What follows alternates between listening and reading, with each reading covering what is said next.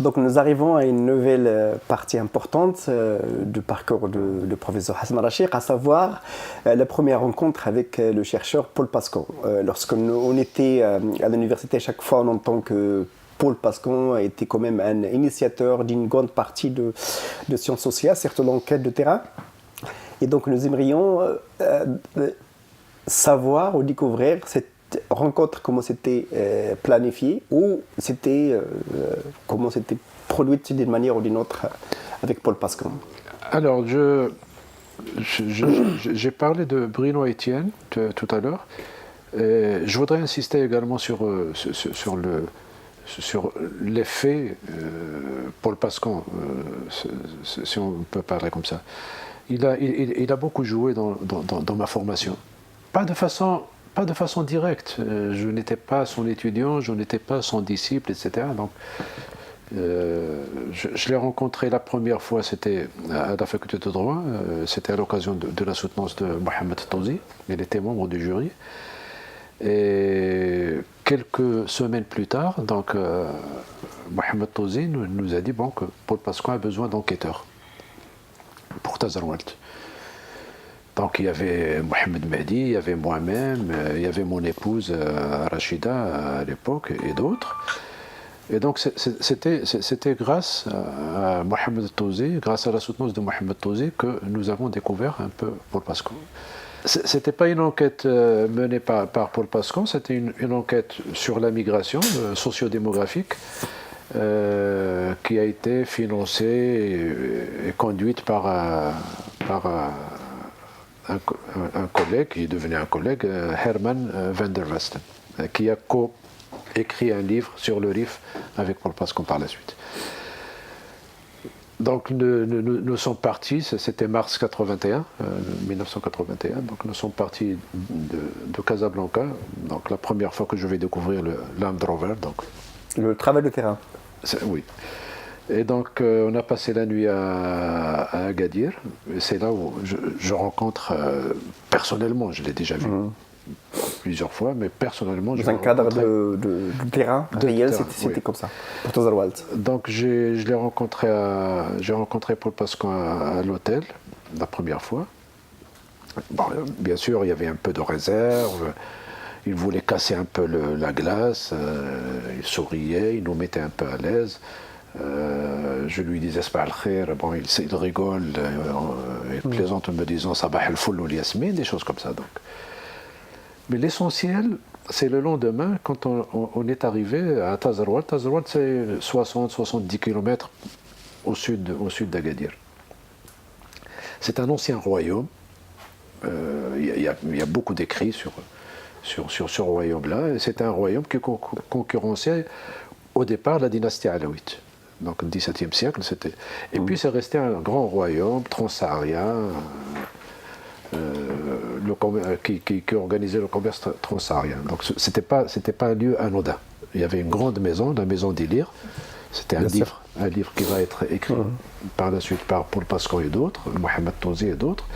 Et donc voilà, ils nous mettaient dans le bain parce qu'on ne savait pas ce qu'était Tazarwalt. On était jeunes, moi j'avais 26 ans. Au sommet d'une colline, on était une huitaine d'étudiants, et ils nous faisaient une leçon d'histoire et de géographie sur l'espace. Le lieu. Ouais. Tout l'espace. Peut-être une demi-heure, peut-être une heure, je ne me rappelle pas. Et ça, j'oublierai jamais cette générosité. C'est-à-dire que Paul Pascal ne nous a pas réduits à des enquêteurs, ou à des enquêteurs qui vont remplir les questionnaires et puis retourner chez eux. Et ce fait de nous impliquer et de nous dire, bon, minimum, lorsque vous allez sur le terrain, il y a un minimum d'informations que vous devez avoir sur le terrain. Ce n'était pas un tableau où il va nous dire, voilà, non, c'est juste par l'exemple. Vous êtes venu ici, voilà un minimum, il y a tel lignage, il y a telle histoire, il y a tel événement, les esclaves étaient là, il y avait un souk, un marché d'esclaves, et ainsi de suite, et ainsi de suite. Et ça, j'oublierai jamais cette générosité. Par la suite, nous avons passé la nuit à Ilir, la maison d'Ilir. C'est une sorte de palais. où il y avait encore le patriarche.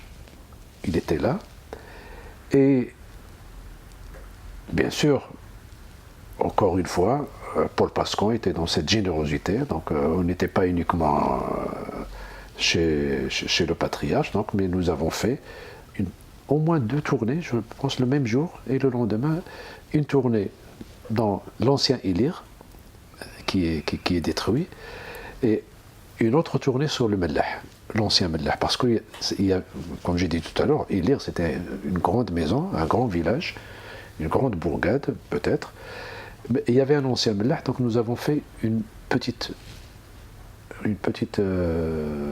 tournée là-bas. Le lendemain, va commencer un peu le travail, avec la rencontre, comme tu le sais, la rencontre officielle avec le Qaïd. C'était le Khalifa, le représentant du Qaïd. Les élus communaux, Paul Pascon et nous-mêmes. Et à un moment, ça également c'est une autre leçon, à un moment, le Khalifa a prononcé le nom du roi. Et puis, tout le monde a commencé à applaudir et à dire viva, à prononcer les vivas, Ash el-Malik, Ash el-Malik. Et nous, on était coincés. On regardait Paul Pascon. Comment il va réagir? Il est resté impassible. Comme si de rien n'était. Ben nous, on a également suivi. Et là, c'est également une autre leçon. Je ne sais pas si j'étais seul, comment j'aurais réagi, parce que je n'avais pas le pouvoir de Paul Pascon, mais Paul Pascon était là, donc la neutralité, mais c'est une neutralité qui est dangereuse. C'est-à-dire, bon, le khalifa, les représentants, les autorités locales vont vite s'apercevoir que nous ne sommes pas dans leur lignée. Ça, deuxième leçon. Troisième leçon, où est-ce que vous habitez lorsque vous faites le terrain? Il y a des lignages, il y a une concurrence entre les lignages sains, descendants de Ahmed Moussa, Sidi Ahmed Moussa. Alors là, il va choisir une grande salle de réunion communale, une grosse salle de la commune, où se tenaient les réunions. C'est là où on va dormir. Donc un lieu neutre qui n'appartient ni au lignage X ni au lignage Y. Ça c'est la troisième leçon. Bon, par la suite, je passe sur le questionnaire avec Herman. Donc il nous a appris comment remplir le questionnaire. C'était le premier questionnaire que je vais remplir de ma vie de chercheur. Ça s'est bien passé. L'administration du questionnaire s'est bien passée dans les villages. On était accueillis, mais je voudrais parler de la quatrième leçon avec Paul Pascon. J'étais avec lui en train de faire une petite visite au marché. C'était le marché local. Le marché local de Sidi Ahmed Moussa. Et à un moment, je lui ai demandé, c'est quoi ça? Et il m'a dit, tu demandes au vendeur. Il savait, bien sûr. Bien sûr. Il savait. Mais bon, c'est l'exercice. L'exercice, il me dit, pourquoi tu me demandes à moi? Tu es sur le terrain, il y a quelqu'un là-bas, il y a un informateur, c'est lui qui a l'information. Et l'information, son information est beaucoup plus importante que la mienne. Et ces petites choses où quelques principes sont transmis sans l'intention de les transmettre. Maintenant, j'ai appris ça, je le fais avec mes étudiants, il y a les cours, etc., avec un tableau, etc., tout est formel. Mais la meilleure des transmissions, c'est quand on est avec ces étudiants sur le terrain, eux, ils t'observent, toi, tu les observes, etc. Donc, cette transmission, je le répète, une transmission sans avoir l'intention de transmettre. Les choses se font par l'exemple, par l'acte. Et ça, j'oublierai jamais. Donc, voilà. Bien sûr, par la suite, je parlerai de mes rencontres avec Paul Pascon, mais pour ma formation de jeune chercheur, cet épisode-là qui coïncidait avec le terrain. Bien sûr. Donc j'étais avec lui au mois de mars, j'ai fait mon terrain, j'avais déjà commencé, au mois de janvier, j'avais déjà commencé mon terrain, Et puis je l'ai fait après le mois d'août, donc c'était deux fois, mars et août, lors de Moussem de Sidi Ahmed Moussa. Donc voilà ce que je retiens de l'expérience avec Paul Pascan. Ce n'est pas uniquement ces 4 leçons. À la limite, tu peux les apprendre par la suite. C'est pas ça le plus important. Mais cette manière de nous faire aimer le terrain, de nous sensibiliser au terrain. Familiarité. La familiarité. Et que le terrain soit une passion. Tu vois comment la personne est passionnée par son travail, en train d'éplucher des documents, avec une loupe, en train de lire un document, une archive, etc. Tu vois. Donc le terrain ne mérite pas uniquement une technique, il mérite également une passion. Dernière chose de cette expérience, comme je vous ai dit, on n'était pas initié à la recherche.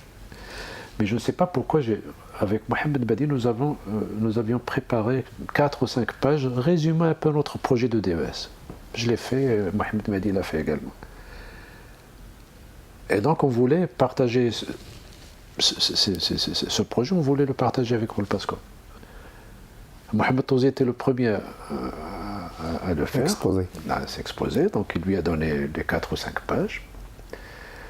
Le lendemain, donc Paul Pascal les a lus, le lendemain, on vient chez Paul Pascal, dans la grande salle où on était, donc lui, les professeurs, les filles, les garçons. Il dit à Mehdi, on darija à Tchichiche. Ah. Moi, dès que j'ai entendu le mot chiche, j'ai plié mon. Comme Petit Pala, ça y est. J'ai plié mon projet, j'ai plus osé lui donner le projet. Ouais. J'ai écouté les remarques, j'ai pris note des remarques qui étaient très intéressantes et très importantes. Mais cette manière comme ça de te bouleverser, de te dire chiche, c'est léger. Bon, maintenant, ça a 2 ou 3 effets. Si tu ne connais pas Paul Pascal, tu vas dire celui-là, il veut me casser. Mais si on connaissait la générosité de la personne, on va dire il est sincère. Voilà. Il ne veut pas me casser. Bah, il me dit mes 4 vérités. Voilà.